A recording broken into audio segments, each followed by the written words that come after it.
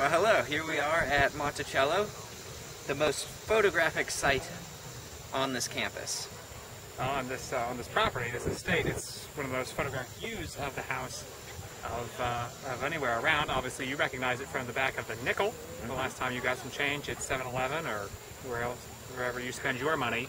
And get change. And get change in increments of 5 cents. But you'll notice the dome, which is actually architecturally different from a lot of the other buildings built around this time period, because Jefferson was an amateur architect and he went to France and he came back with the ideas to put in things like a dome and skylights all throughout the house, which we just saw. One of the earliest places to have skylights, which is an idea that, like Will said, he took back from France. Also the dome, which was here obviously before this house, but was unique in a private residence. Also, one other thing that we learned from the inside tour, shutters on the inside that fold into the frames of the windows. A very interesting idea. That's right. And he had them in his library, so whenever he wanted to read, the light was too strong, he would just fold them closed. Yeah, which I might add, the exterior shutters are completely for appearance.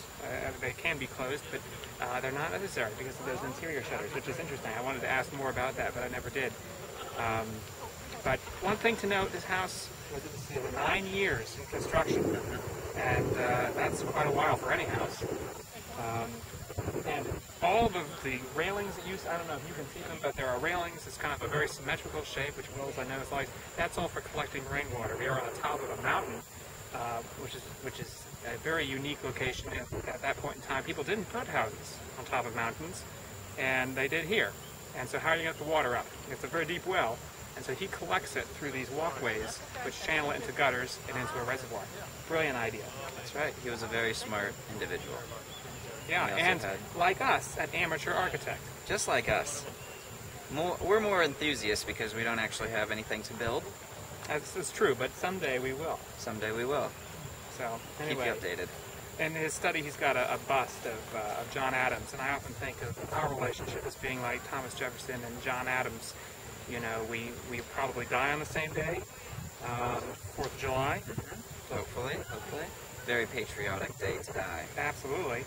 And, you know, at times they were political rivals, and at times they were the closest friends, and I feel like that so symbolizes a lot of things that we have here today. Thank you for the sentimental word. Now we're on our way to tour the basement. Yeah, it should be exciting. We'll let you know how it goes. There's no photography allowed inside, which is why we're updating from the outside here. We did just take an inside tour, walked around the main level. There are 3 levels in this house, the 4th being the basement, but upstairs we cannot go into because it's an old house and Jefferson may have been an amateur architect. He was not an engineer, though. Not an engineer. One thing I wanted to note, the infamous dome, which is so iconic for this house, was apparently used for storage, and not actually, they're not sure what it was used for, but probably storage, since there's no way to heat it. And so I always thought, someone would live up there. I want my office up there, but no, that's where kids' toys get put. Of course.